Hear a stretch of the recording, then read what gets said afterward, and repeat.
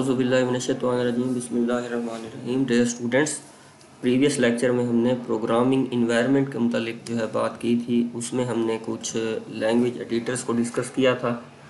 उसके अलावा फिर हमने लैंग्वेज ट्रांसलेटर्स की टाइप्स के बारे में बात की थी, जिसमें कंपाइलर, इंटरप्रेटर और असेंबलर को हमने डिस्कस किया था। आज जो है हम प्रोग्रामिंग लैंग्वेज को प्रॉपरली स्टार्ट करने लगे हैं। जो प्रोग्रामिंग लैंग्वेज हम यूज़ करेंगे इस सब्जेक्ट के दौरान वो है सी लैंग्वेज। सी लैंग्वेज बेसिकली एक फंडामेंटल प्रोग्रामिंग लैंग्वेज है और इस लैंग्वेज के कुछ फीचर्स हैं जो मैं आपके साथ डिस्कस करने लगा हूँ। एक तो ये इजी टू लर्न है, जैसा कि आप देख सकते हैं कि इजी टू लर्न का पॉइंट आ रहा है आपके सामने। इजी टू लर्न किस तरह से है? नंबर एक तो सी लैंग्वेज एक हाई लेवल प्रोग्रामिंग लैंग्वेज है जो इंग्लिश लाइक वर्ड्स यानी कि निमोनिक्स को यूज़ करती है और इसमें काफ़ी सारे आपको बिल्ट इन फंक्शंस भी मिलते हैं डिफरेंट टास्क को परफॉर्म करने के लिए। उसके अलावा ये एक स्ट्रक्चर्ड लैंग्वेज है, ठीक है जी। आप एक प्रॉपर फंक्शंस के अंदर अपना कोड डिफ़ाइन करते हैं और वो फंक्शन जब एग्जीक्यूट होता है तो आपको वो स्पेसिफिक आउटपुट जो है आपको नज़र आती है कंसोल स्क्रीन पे। उसके बाद आप प्रोड्यूस कर सकते हैं एफिशिएंट प्रोग्राम्स, ठीक है। अगर आपने कोई स्मॉल लेवल पे कोई कैलकुलेशंस करनी है या स्मॉल लेवल्स पे आपने कोई भी मॉड्यूल डेवलप करना है या लिमिटेड नंबर ऑफ़ फंक्शनैलिटीज़ के साथ आपने कोई छोटे प्रोग्राम्स बनाने हैं तो आप सी लैंग्वेज को यूज़ कर सकते हैं। उसके बाद आप इजीली लो लेवल एक्टिविटीज़ को भी इस लैंग्वेज की हेल्प से सॉल्व आउट कर सकते हैं और ये किसी भी कंप्यूटर पर जो है कंपाइल किया जा सकता है सी लैंग्वेज का प्रोग्राम, बशर्ते ये है कि आपके पास जो है सी लैंग्वेज का कंपाइलर जो है वो मौजूद हो।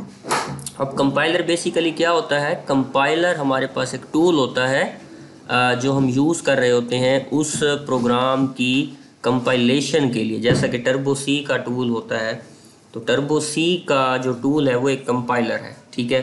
उस कंपाइलर में आप अपना प्रोग्राम राइट करते हैं और वो कंपाइलर जो है आपको आउटपुट प्रोवाइड कर रहा होता है प्रोग्राम को एग्जीक्यूट करके। और अगर उस प्रोग्राम में कोई एरर्स होते हैं तो वो एरर्स के मुतालिक भी आपको बताते हैं, आप उस एरर को रिमूव करते हैं और देन वो प्रोग्राम जो है आपको आउटपुट बता रहा होता है।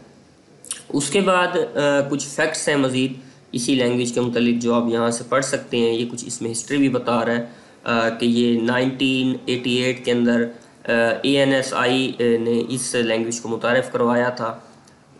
ANSI मीन यानी कि अमेरिकन नेशनल स्टैंडर्ड इंस्टीट्यूट ने। और ये जो है एक कंप्यूटर लैंग्वेज है। उसके अलावा C was invented to write the operating system card. Unix operating system को डेवलप करने के लिए स्टार्ट में इसको यूज़ किया गया था। तो ये कुछ इसकी हिस्ट्री है, इसको आप देख लेंगे। अब हम बात करने लगे हैं इस के इन्वायरमेंट सेटअप के मुतालिक। तो इन्वायरमेंट सेटअप अगेन वही चीज़ कि इस लैंग्वेज को जब आप कोड करेंगे तो आपको क्या क्या चीज़ चाहिए। तो वो कहता है या तो आप टेक्स्ट एडिटर यूज़ कर सकते हैं। टेक्स्ट एडिटर जैसा कि अब मैं आपके सामने कंप्यूटर में ओपन कर लेता हूँ, नोटपैड, ठीक है जी। ये देखें जी, ये है नोटपैड का टूल जो आप अपनी स्क्रीन पर देख सकते हैं। बिल्कुल ये सिंपल सा एक होता है जिसके अंदर आप अपना कोई भी प्रोग्राम जो है वो राइट कर सकते हैं, ठीक है। एक और चीज़ होती है आपके पास टर्बो सी। अब टर्बो सी बेसिकली क्या है? टर्बो सी एक कंपाइलर है, एक एप्लीकेशन है जिसके अंदर आप सी लैंग्वेज के प्रोग्राम्स को राइट कर सकते हैं। ये इन्वायरमेंट के हवाले से दो बातें आई थिंक आपको समझ में आ गई होंगी कि टेक्स्ट एडिटर क्या है और कंपाइलर क्या है। कंपाइलर जो हम यूज़ कर रहे हैं वो हमारा टर्बो सी है जिसको हमने इंस्टॉल कर लिया है। और टेक्स्ट एडिटर जो है वो सिंपल एक मतलब कि प्रोग्राम होता है जिसके अंदर आप कुछ कमांड्स या कुछ लाइन ऑफ कोड लिख सकते हैं और उसको सेव कर देते हैं फिर आप। जबकि ये टेक्स्ट एडिटर जो है उस प्रोग्राम को कंपाइल नहीं कर सकता, आपको आउटपुट नहीं दिखा सकता। दूसरी चीज़, जो सी लैंग्वेज की फाइल्स होती हैं, जो सोर्स फाइल होती है, उसको हमेशा .c की एक्सटेंशन के साथ जो है हमेशा सेव किया जाता है।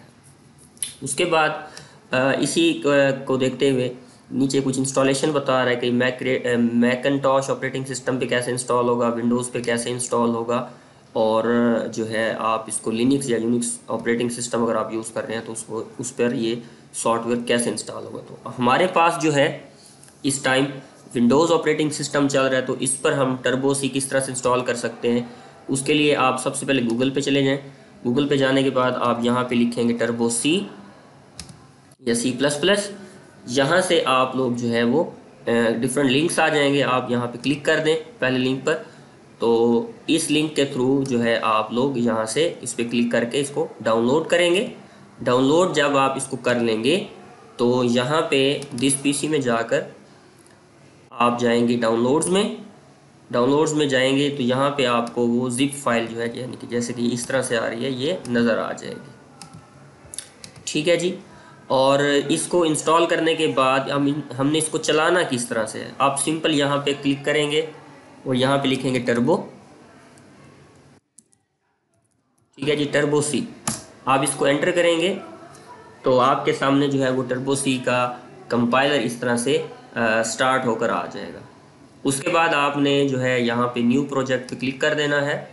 न्यू प्रोजेक्ट पर क्लिक कर देने के बाद यहाँ पे आपको फाइल का नेम देना। फॉर एग्जांपल मैं दे देता हूँ फर्स्ट प्रो। ठीक है जी, फर्स्ट प्रो के नाम से मैंने ये बना दिया जी। उसके बाद ये स्टार्ट हुआ। ठीक है जी, अब यहाँ पे आप देखें नो नेम डॉट CPP आ रहा है। CPP मतलब C++। अगर आप C++ यूज़ कर रहे हैं तो इसको एज इट इज़ रहने दें, अगर अदरवाइज आपको .C करके इसको सेव करना होगा। उसका तरीकाकार मैं आपको बता देता हूँ कि फ़र्स्ट ऑफ ऑल आप फाइल पे क्लिक करेंगे, न्यू पे क्लिक करेंगे और यहाँ पे एक न्यू फाइल देखें, नो नेम 01 के नाम से बन के आई है। पहले 00 के नाम से थी ये वाली फाइल। ठीक है, तो इसको जो है आप किस तरह से करेंगे सेव, आप F2 का बटन भी प्रेस कर सकते हैं और डायरेक्ट सेव फाइल में जाके इस तरह से। तो वो पूछ रहा है जी .cpp, तो हम C लैंग्वेज पे काम करें तो ये PP हम डिलीट कर देंगे, .c रहने देंगे। और यहाँ पे इस डॉट के ऊपर इस तरह से ये कर्सर रोक कर बैक स्पेस का बटन प्रेस करेंगे यहाँ तक। यहाँ पे आप अपनी फाइल का नेम दे दें। फॉर एग्जांपल आपका पहला प्रोग्राम है तो आप P1 करके इसको सेव कर दें, या जो भी नाम आप देना चाह रहे हैं। तो ये प्रोग्राम सेव कहाँ पे होगा, वो बता रहा है जी C ड्राइव में टर्बो C3 के अंदर बिन के फोल्डर के अंदर जाकर P1.C के नाम से ये फाइल सेव हो रही है। तो मैं इसको ओके कर देता हूँ। तो अब यहाँ पे आपने ये जो ब्लू कलर का एरिया आप देख रहे हैं, यहाँ पे आपने अपनी कोडिंग राइट करनी है और उसके बाद उस कोडिंग को आप लोग एग्जीक्यूट करेंगे। तो यहाँ तक आई थिंक आपको प्रोग्रामिंग इन्वायरमेंट की समझ आ गई होगी कि हम टेक्स्ट एडिटर के अंदर भी प्रोग्राम लिख सकते हैं और इस कंपाइलर के अंदर भी प्रोग्राम लिख सकते हैं। तो यहाँ पे अब इस टूल को मैं फिल वक्त के लिए क्लोज़ कर देता हूँ। क्लोज़ करने के बाद जो है मैं आपके सामने एक नोटपैड ऐप ओपन करता हूँ। इसमें मैं आपको अब समझाने की कोशिश करता हूँ कि आप वेरी फर्स्ट प्रोग्राम किस तरह से लिखेंगे, या basic structure of C language program क्या होता है। तो ये टॉपिक आपको इस एग्जांपल में आई थिंक क्लियर हो जाएगा, basic structure of C program यानी कि। तो उसके लिए सबसे पहले यहाँ पे देखें ये टॉपिक भी आ रहा है हमारे पास प्रोग्राम स्ट्रक्चर का। तो वो कहते हैं हम एक एग्जांपल के लिए एक हेलो वर्ल्ड एग्जांपल बना लेते हैं और उसके बाद हम एक प्रोग्राम राइट करते हैं। उस प्रोग्राम को राइट किस तरह से करना है हमने, तो वो मैं आपको यहाँ पे करके दिखा रहा हूँ। प्रोग्राम को राइट करने के लिए मैंने इस टाइम नोटपैड का टूल ओपन किया हुआ है। नोटपैड का टूल ओपन करने के बाद अब मैं प्रोग्राम लिखने लगा हूँ। तो मैंने सबसे पहले इसमें लिखना है हैश इंक्लूड stdio.h। उसके बाद दूसरी लाइन पे मैं लिखता हूँ हैश इंक्लूड conio.h। अब what is stdio? stdio mean standard input output, और .h जो यहाँ पे आ रहा है ये हेडर फाइल को यहाँ पे डिनोट करता है। ठीक है जी। उसके बाद यहाँ पर आप देखें conio.h भी आ रहा है। इट मीन्स के console input output dot header. तो यहाँ से हमें ये मालूम हो गया कि ये जो दो लाइंस हमने लिखी हैं और हैश इंक्लूड करके हमने इसको इंक्लूड किया अपने प्रोग्राम में, तो ये दो फाइल्स जो हैं ये बेसिकली हेडर फाइल्स हैं हमारी। ठीक है, हेडर फाइल कौन सी है, ये conio.h और ये stdio.h। stdio को हम कंप्लीट पढ़ते हैं स्टैंडर्ड इनपुट आउटपुट, और कोनियो को हम, इसका जो फुल नेम है वो है कंसोल इनपुट आउटपुट। और ये जो हैश इंक्लूड आपने यहाँ पे ये वर्ड लिखा है ये बेसिकली प्री प्रोसेसर डायरेक्टिव है हमारे पास। ठीक है, इसको हम बोलते हैं प्री प्रोसेसर डायरेक्टिव, और ये वाली जो चीज़ है ये हमारी हेडर फाइल होती है। उसके बाद यहाँ पे मैं लिखता हूँ void स्पेस मेन, और ये इस तरह से आगे सिंबल डाल देता हूँ, छोटी ब्रैकेट्स इस तरह से। अब ये चीज़ बेसिकली फंक्शन को जाहिर करती है, ये फंक्शन का सिंबल है, ये मेन जो है ये फंक्शन का नेम है, और ये जो void है जो मेन से पहले मैं लिख रहा हूँ ये इस फंक्शन की रिटर्न टाइप है। void एक ऐसी रिटर्न टाइप है जो कोई भी चीज़ रिटर्न नहीं करती। void एक ऐसी रिटर्न टाइप है बेटा जो कोई भी चीज़ रिटर्न नहीं करती। मेन ये जो मैंने वर्ड लिखा ये फंक्शन का नाम है, और ये जो इसके आगे ये चीज़ आ रही है ये फंक्शन की सिंबल है। फिलहाल आप इतनी चीज़ ज़हन में रखें, बाकी नेक्स्ट चीज़ें आपको आने वाले प्रोग्राम्स में क्लियर होती चली जाएंगी। यहाँ तक हमने लिखा, उसके बाद मैंने एंटर किया, प्रोग्राम की बॉडी स्टार्ट की, उसके लिए मैंने ये सिंबल यूज़ करना होता है, ये ब्रैकेट यूज़ करनी होती है ओपनिंग। उसके बाद इसके अंदर मैं जी लिखता हूँ CLR SCR, ये एक फंक्शन है, ठीक है। CLR SCR एक फंक्शन है, इसको हम बोलते हैं क्लियर स्क्रीन। ये फंक्शन की सिंबल, ये फंक्शन का नेम, और इसके लाइन के एंड पे आपने ये चीज़ लगानी होती है। याद रखें जब आप फंक्शन को डिफाइन कर रहे होते हैं तो सबसे पहले आपने इस तरह से ये फंक्शन का पूरा हेडर लिखना होता है जिसमें रिटर्न टाइप और फंक्शन का नेम आता है। उसके बाद उस फंक्शन की ओपनिंग ब्रैकेट लगाते हैं। उसके बाद आप अंदर जितनी भी लाइंस लिखेंगे, जैसे कि फ़र्ज़ करें मैंने ये एक लाइन लिखी है तो इसके एंड पे मुझको ये वाला लाइन ब्रेकर, ये सेमीकोलन लगाना होता है। इट मीन्स कि अगर आपने कंपाइलर पे कोई पहले से प्रोग्राम चलाया हुआ है तो उसकी आउटपुट को वो वहाँ से रिमूव कर दे और इस प्रोग्राम के आउटपुट को जो है वो जाहिर करेगा। और हमने इस प्रोग्राम में कुछ नहीं करना, इस एग्जांपल में कुछ नहीं करना, हम सिंपल एक फंक्शन लिखते हैं प्रिंट एफ का, उसके बाद ये चीज़, उसके बाद ये डबल कोट्स इसमें मैं लिखता हूँ जी आई लव पाकिस्तान। मैंने ये इसमें मैसेज लिखा, डबल कोट्स बंद किया, ब्रैकेट बंद की, लाइन क्लोज की। इसके बाद लास्ट पे जाके मैंने लिखा जी गेट ch, और गेट ch का फंक्शन, लाइन को ब्रेक किया और अपना फंक्शन मैंने क्लोज कर दिया। कौन से वाला फंक्शन? void main वाला फंक्शन। ठीक है जी। तो अब आप देखें हमने ये यहाँ से बॉडी स्टार्ट की और यहाँ पे आके हमने एंड की। ठीक है, ये छोटा सा हमने एक एग्जाम्पल प्रोग्राम लिखा है हेलो वर्ल्ड का, किसके अंदर नोटपैड के टूल में। अब आप देखें प्रोग्राम लिख तो हमने लिया है, इसको हम कंट्रोल S करेंगे और कंट्रोल S करने के बाद मैं इसको डेस्कटॉप पे जो है वो सेव कर देता हूँ।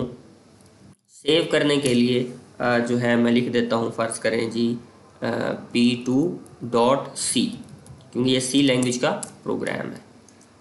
मैंने जी एंटर करके सेव कर दिया। अब देखें मैंने लिख तो लिया लेकिन ये प्रोग्राम आउटपुट नहीं दिखा रहा, क्योंकि ये हम सिर्फ राइट कर रहे हैं नोटपैड में। इसको चलाना है तो फिर हमें कंपाइलर यूज़ करना पड़ेगा। ठीक है जी। कंपाइलर जब तक हम यूज़ नहीं करेंगे तो हम सिर्फ प्रोग्राम्स लिख सकते हैं, ना उनके एरर्स को चेक किया जा सकता है और ना ही हम उसकी कोई आउटपुट देख सकते हैं। तो यहाँ पे हमने नोटपैड को यूज़ करके सिर्फ इस एग्जांपल को राइट किया, जिसमें आपने समझा कि आपने एक hash include pre processor directive लिखा, उसकी हेल्प से आपने एक stdio.h हेडर फाइल इंक्लूड की, इसी तरह से एक कंसोल इनपुट आउटपुट यानी कि conio.h को इंक्लूड किया। उसके बाद void main यानी कि मेन फंक्शन आपने राइट किया, उसका हेडर फंक्शन को शुरू किया। उसके बाद क्लियर स्क्रीन का फंक्शन लगा के आपने सिंपल एक मैसेज प्रिंट करवाया और ये गेट ch का फंक्शन लिखा। अब गेट ch का फंक्शन बेसिकली क्या करता है, जब आपका प्रोग्राम आउटपुट दिखा देगा तो आप कीबोर्ड से कोई भी बटन प्रेस करेंगे तो ये आपको आउटपुट वाले एरिया से लेके दोबारा वापस उसी कोडिंग एरिया में लेके आता है। ठीक है, ये गेट कैरेक्टर इसका नाम है इस फंक्शन का। इसका काम क्या होता है कि जब आपका कंपाइलर आपको आउटपुट दिखा देता है तो फिर आपने वापस उसी कोडिंग एरिया में आना होता है, उसी ब्लू स्क्रीन की तरफ आना होता है, तो ये आपको वहाँ पे लेके आता है। तो ये हमने प्रोग्राम लिख लिया। अब यही चीज़ हमने कंपाइलर में चलाकर देखनी है। तो उसके लिए बेटा ये मैं यहाँ से इसको फाइल जो हमारे पास मौजूद है इसको मैं यहाँ से कट कर लेता हूँ। कट करने के बाद बेटा मैं इसको जहाँ मैंने अपना इंस्टॉल किया हुआ है कंपाइलर टर्बो का ये देखें यहाँ पे सी ड्राइव में पड़ा है, टर्बो C3 में बिन में। यहाँ पे इसको मैं जो है पेस्ट कर देता हूँ। पेस्ट करने के बाद जो है मैं इस पर राइट क्लिक करता हूँ और ओपन। मैंने पहले इसको कंपाइलर को चला लेना है बेसिकली। तो ये मैंने टर्बो C3 को चलाया, तो यहाँ पे वो कह रहा है ओपन अ सोर्स फाइल। मैंने इस पर क्लिक किया तो ये टर्बो C3 बिन में गया और यहाँ पे सी वाला मेरा एक प्रोग्राम था, सॉरी P2.C, इसको मैंने ओपन किया। वो कहते हैं यू कैन ओनली ओपन और सेव प्रोजेक्ट फाइल। प्रोजेक्ट्स की डायरेक्टरी में जाके हमने इसको रखना है बेसिकली। तो हम पहले इसको रख लेते हैं। बेसिकली हमने फाइल को प्रोजेक्ट्स के उसमें नहीं रखा हुआ। टी पे जाएंगे, इस पर क्लिक किया और बिन में गए। ये P2 आ गया जी हमारे पास। फाइल जो हमारी थी इसको यहाँ से कट कर लिया, प्रोजेक्ट में चले गए। प्रोजेक्ट में जाने के बाद ये आपका आ रहा है जी, ठीक है जी। आप जी यहाँ पे गए, ये जी हमने इसको ओपन किया तो यहाँ पे आप देखें काफ़ी सारी वैसे फाइल्स आ रही हैं। इसको आप जो है वो क्लोज कर दें बेशक।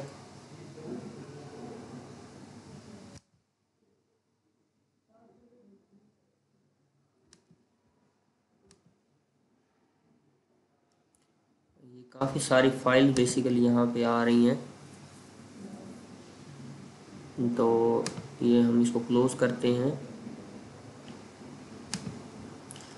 ये मैं दोबारा से इस फाइल पे क्लिक करता हूँ रिसेंट में, तो ये इसको ओपन कर दिया इसने। और इसको यहाँ पे मैं देखें कंपाइल करता हूँ तो कह रहा है 0 वार्निंग 0 एरर, प्रेस एनी की। अब मैं इसको रन पे क्लिक करता हूँ तो ये मुझे आउटपुट दिखाएगा। ये देखिए आई लव पाकिस्तान। तो यहाँ पे ये हमें कंपाइलर के अंदर इस प्रोग्राम को चला के भी देखा। अब जब आप खुद प्रोग्राम राइट करेंगे तो आपका तरीकाकार ये होगा कि आप फाइल पे क्लिक कर लें, ठीक है, और न्यू फाइल जो है वो आप बना लेंगे यहाँ पे। आई थिंक ये सिस्टम जो चौंका रिकॉर्डिंग भी कर रहा है तो ये थोड़ा हैंगअप हो रहा है। मैं स्टार्ट से इस सॉफ्टवेयर को चला लेता हूँ।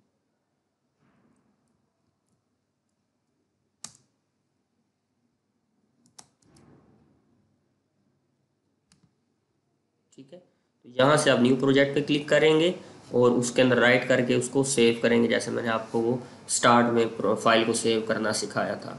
तो फिर जब आप उसको कंपाइल करेंगे उसमें वो आपको एरर्स बता देगा और फिर जब आप उस पर रन पे क्लिक करेंगे तो वो आपको प्रोग्राम रन करके भी शो कर देगा।